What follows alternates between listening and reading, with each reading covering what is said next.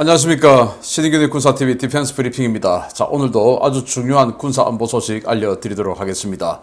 자, 이번 우크라이나 전쟁을 통해서 러시아제 무기들이 완전히 뻥스펙이었다 라는 것이 전 세계 만천하에 공개되고 있는데, 사실 뭐 그 이전에 리비아 내전이라든지 아니면은 뭐 아제르바이잔과 아르메니아의 전쟁이라든지 뭐 이런 여러 곳에서 러시아제 무기 이거 진짜 뭐 원래 성능 좀 안 나오는데, 또 이스라엘이 특히 이 방공무기 같은 경우는 이스라엘이 시리아 때리러 들어갈 때 한 번도 제 역할을 못하니까 이거 별거 아닌데 라는 생각을 했지만, 이번처럼 모든 전 영역의 무기가 하나도 틀림없이 완전히 뻥스펙이구나 하는 게 밝혀진 적은 없죠. 그런데 이런 와중에 러시아가 완전히 세계 최강, 우주 최강, 미래에도 다시 없을 어마어마한 스펙의 방공무기 개발했다. 극초음속 무기 ICBM 모조리 격추다 라는 선언을 했는데 어떤 건지 한번 보겠고요.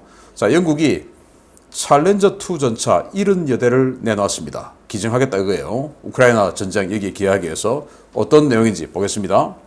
이번 우크라이나 전쟁으로 러시아제 무기의 성능과 신뢰성에 대한 그간의 거품이 그야말로 말끔하게 씻겨 나가고 있는 가운데, 러시아가 세계 최강의 방공 시스템이자 미 스텔스기 킬러라고 주장하는 차세대 방공 시스템 S-500 양산을 시작했다는 소식입니다. 이젠 기대도 되지 않습니다. 러시아는 차세대 장거리 방공 시스템인 S-500 일명 프로메테우스 시스템의 양산을 시작했으며, 올해부터 실전 배치가 시작될 것이라고 러시아 미사일 제조사 알마스 안테이의 얀 노비코프 최고 경영자가 현지 시각 4월 25일 밝혔습니다. 노비코프 CEO는 러시아의 앞선 과학기술의 최신 성과가 집약된 S-500 시스템의 양산이 시작되었으며, 새로운 대공 방어 시스템은 기존에 존재하던 모든 방공 시스템의 능력을 크게 능가한다 라고 주장했습니다.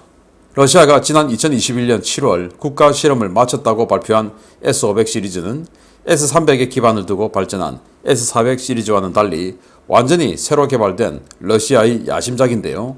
1000km급의 탐지, 추적 능력과 600km 이상의 방공 능력, 동시에 10개의 대륙간 탄도미사일 표적이나 극초음속 미사일을 요격할 수 있는 괴물입니다. 러시아는 S-500 시스템이 다중 레이더 시스템을 이용해 미국의 최강 스텔스 전투기인 F-22도 수백 킬로미터 밖에서 탐지 요격할 수 있다고 주장하며, 이 시스템이 올해 10월부터 러시아 항공우주군 제15특수군 예하 방공여단 소속으로 모스크바 서부 지역에서 작전에 들어갈 것이라고 밝혔습니다. 러시아의 주장대로라면 S-500은 일반 항공기부터 순항미사일, 극초음속 미사일과 모든 유형의 탄도미사일, 스텔스기와 저궤도 위성까지 요격할 수 있는 문자 그대로 인류 역사상 최강의 방공 시스템인데요. 불과 10여 년 전에 비슷한 광고를 했다가 지금은 동네북 신세로 전락한 S-400처럼 S-500도 비슷한 운명이 될지 한번 지켜봐야 되겠습니다. 뭐 이렇게 이들의 주장대로라면 정말 대단한 거죠. ICBM을 10개를 동시에 요격할 수 있다. ICBM이라고 하는 것은 뭡니까? 인터컨티넨탈, 대륙간 탄도미사일. 그러니까 대륙간을 날아가려면 기본으로 10,000km, 12,000km 이 정도는 넘어야 되는데, 그러려면은 고도가 2,000에서 2,500 정도는 높이 솟아야 되죠. 2,500km 정도. 그러면 2,500km 밖으로 나갔다가 다시 대기권 진입해서 들어오면 이 중력 가속도가 어마어마하게 들어와서 마지막에 종말 단계에서는 거의 한 마하 20 정도의 속도를 내는 게 ICBM, 대륙간 탄도미사일인데, 그 마하 20에 달하는 어마어마한 속도의 타겟을 무려 10개를 동시에 때려 요격할 수 있다. 정말 이게 실화냐? 라는 어마어마한 미사일인데 이게 과연 가능할까요? 그리고 또 여러 가지 레이더 시스템을 가지고 F-22 정도의 스텔스기도 수백 킬로미터 밖에서 탐지하고 그걸 또 공격할 수 있다 라고 주장을 하는데, 이게 사실일까요? 그래서 탐지는 1000km, 타격은 600km 할 수 있다고 하고, S-400에 들어가는 지금 기존의 그 탄, 이 S-500 입장에서 보면 구형탄이죠. 그 구형탄도 사용할 수 있다. 그러니까 뭐 범용 호환성도 좋고 성능은 끝내주고 이럴 수가 있을까요? 그래서 만약에 러시아가 이렇게 폴란드 옆에 있는 칼리닝그라드, 바로 발트 함대의 사령부가 있는 곳이죠. 여기에 배치하면 이 독일, 스위스, 이런 이 폴란드는 전역이고, 그래서 이 북유럽 완전히 다 방공권에 들어가고, 또 이 벨라루스 인근에 국경 지역에 배치를 하면 또 여기 이제 우크라이나 거의 전역이 반공권에 들어가고 또 크림반도에 배치하면 또 여기 이제 루마니아나 불가리아, 흑해 전역이 반공권에 들어가고 이런 무지막지한 미사일인데 이게 정말 과연 생각대로 될지 S-400을 개발했을 때도 그렇게 이야기했지만 완전히 그냥 뭐 시리아에서 이스라엘 군에게 판판이 틀리고 또 그리고 S-300 개발했을 때도 이거 뭐 미국의 패트리어트를 능가한다. 또 뭐 미국제보다 훨씬 좋다라고 계속 주장을 했지만 지금 뭐 이 우크라이나에서 방공 능력 제대로 못 보여주고 있고 뭐 이런 것들 보면 사실 러시아제 이 대공 미사일이 뻥 스펙이 너무 강하다. 그런데 ICBM 10발을 동시에 여기 할 수 있다라고 하는데 이걸 어떻게 믿으란 말입니까? 도저히 저로서는 믿기 힘든 주장입니다. 까보러 아니겠습니까? 자, 챌린저2 전차 나옵니다. 최근 T-72 전차 100여 대를 우크라이나에 제공한 폴란드에게 영국이 챌린저2 전차를 공여하는 방안을 검토 중이라는 소식입니다. 폴란드의 전력 공백에 대한 우려보다 폴란드가 추진 중인 차세대 전차 사업에서 유리한 고지를 차지하기 위한 사전 작업이라는 분석입니다. 영국 정부는 최근 우크라이나에 전차 전력을 지원한 나토 동맹국 폴란드를 돕기 위해 바르샤바에 영국군 현용 주력 전차인 챌린저2를 제공하는 방안을 검토 중이라고 복수의 영국 매체들이 4월 26일 보도했습니다. 매체들은 지난 4월 22일 인도를 방문해 대대적인 무기 세일즈를 벌였던 보리스 존슨 영국 총리가 현지에서 가진 기자들과의 비공개 간담회에서 영국이 폴란드에 대한 전차 제공을 검토 중이며 현재 영국이 보유 중인 챌린저2 전차 상당량을 폴란드에 넘기는 방안을 협의 중이라고 전했습니다. 냉전 붕괴 이후 대폭 축소된 영국 전차 전력은 현역 3개, 예비역 1개 전차 연대 편제로 총 227대의 챌린저2 전차가 가동 중에 있는데요. 영국은 이 가운데 148대를 챌린저3 사용으로 개량하고 79대의 잔여 차량은 퇴역하는 방안을 추진해 왔습니다. 전투 중량 75톤으로 세계에서 가장 무거운 전차인 챌린저2는 영국이 반세기 넘게 고집해온 120mm 강선포를 주포로 탑재된 전차인데요. 화력은 최신 55 구경장급 120mm 활강포를 갖춘 전차보다 더 떨어지지만 이라크전 당시 포위된 상태에서 70여 발의 RPG-7을 맞고도 무사 귀환하며 방어력만큼은 세계 최정상급이라는 평가를 받아온 전차입니다. 영국은 독일 라인메탈과 협업해서 챌린저2 전차의 주포를 55 구경장 120mm 활강포로 교체하고 장갑과 엔진, 사격 통제장치 등을 완전히 갈아엎은 챌린저3 개량을 추진하고 있는데요. 일각에서는 영국이 챌린저 전차 일부를 폴란드에 양도하고 이를 계기로 폴란드를 챌린저3 사업에 끌어들이는 것이 아니냐라는 관측도 내놓고 있습니다.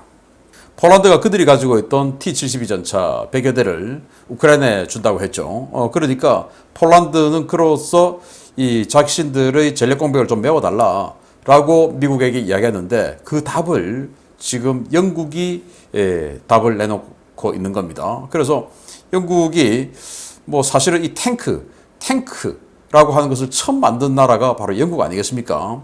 1차 대전 때 독일의 이 기관총 참호를 짓밟고 넘어가기 위해서 그 기관총 진지를 극복하기 위해서 만든 게 전차 탱크인데 그 탱크라는 이름도 생긴 게 당시 뭐 기름통, 뭐 물통하고 비슷하게 생겨서 탱크라고 이렇게 붙였다라고 하죠. 마크 1 탱크 나왔을 때. 그런 이 전차의 종주국인 영국이 사실 이 챌린저2가 대단히 좋은 평가는 못 받습니다. 왜냐, 이 주포가 조금 이 구형 스타일인 강선포기 때문에 그렇죠. 그래서 운동 에너지탄을 쏘기에 적합한 활강포가 아니죠. 그런데 뭐 그들은 해시탄이라고 하는 이 독특한 탄을 가지고 조금 우리는 이게 우리의 아이덴티티야 하고는 우겨왔는데 이제는 드디어 이 챌린저2 전차를 챌린저3로 업그레이드를 하면서 독일의 라인메탈하고 기술 제휴를 해서 여기에 레오파드 2 A7 전차에 들어가는 120mm 활강포 55 구경장이죠. 그거 집어넣고 뭐 능동 방어 장치 해서 지금 3.5세대 전차에 들어가는 거의 모든 장비를 다 집어넣고 거기다가 그들이 자랑하는 방어력을 유지하고 엔진 독일제 집어넣고 이제 이런 식으로 업그레이드를 하는데 그 업그레이드를 하면서 전차 전력을 축소합니다. 그래서 이제 정말 영국이 148대만 전차를 보유하는 우리 한국군의 거의 뭐 15분의 1도 안 되는 이런 정도 수준으로 전차가 줄어드는 게 영국인데 그런 거 보면 참 부러워요. 이 정도 전차를 가지고도 나라 방어할 수 있으니까 얼마나 부럽습니까? 우리는 뭐 전차 2,000대 이것도 부족하냐 하고 고민하는 이런 나라이기 때문에 참 국방비 많이 듭니다. 자, 이런 상황에서 남는 전차 이걸 이제 폴란드에게 주고 폴란드는 어쨌든 이게 챌린저 2 전차가 3세대 전차 중에서 대단히 선두 지점에 있는 그런 건 아니라 하더라도 기존에 폴란드가 가지고 있는 전차들 M1A2 에이브람스 그거 빼고는 그 중에서는 제일 좋죠. 그래서 그거 가지고 사용하다가 자 일단 챌린저 2 맛 좀 봤지? 자 그런데 니들 4세대 전차 사업 하잖아. 그게 뭐 한국의 K2PL 이런 말 하지 말고 그냥 이거 해. 이거 하는데 우리가 지금 독일에게 업그레이드 하는 그런 버전으로 하란 말이야. 라는 그런 800대로 최대 예상되는 폴란드 차기전차 사업에 먼저 선점하기 위한 보석도 겸한 것이 아니냐라는 생각이 들고요. 정말 방어력이 얼마나 좋은가 하면은 이라크 전에 들어갔을 때 이 시가지 순찰하다가 적들을 만났죠. 사방에서 에워싸가지고 RPG-7을 쐈는데 70여 발을 맞고도 물론 뭐 너덜너덜해져가지고 돌아왔는데 이 전차병들이 하나도 죽지 않고 기지로 돌아왔어요. 정말 대단한 방어력이죠. 지금 뭐 러시아 전차들 RPG-7 옆구리 한 방 맞으면 다 깨지죠. 그런데 이거는 전면, 측면 할 것 없이 70여 발을 양 사방에서 두들겨 맞고도 기지로 복귀하는 어마어마한 방어력. 이게 이제 폴란드로 가는데 그냥 다이렉트로 우크라이나로 갔으면 어땠을까라는 그런 생각도 듭니다. 아무튼 이번 전쟁으로 인해서 전 세계는 이 방위 산업이 완전히 그냥 폭발적으로 서로 간에 성장하고 홍보하고 지금 뭐 난리가 났어요. 지금 기존에 수십 년 동안 쌓여 있었던 그 재고가 이 전쟁으로 완전히 지금 다 털어내고 있는 것이죠. 아쉬운 것은 우리가 대한민국이 이 전쟁에 전혀 기여하는 바가 없기 때문에 이 유럽의 이 압도적인 방산, 이 군사무기 도입 열풍에 우리가 편승할 수 없다 하는 그런 아쉬움이 있기도 합니다. 지금이라도 늦지 않았는데 T-80, U, BMP-3 그 미국에게 그냥 기증해 줘버리면 미국이 알아서 좀 써라 라고 하는 방식으로 해서 미국이 좀 갖다 주는 이런 방식은 어떤가 라는 생각이 지금이라도 좀 듭니다. 마치겠습니다. 감사합니다.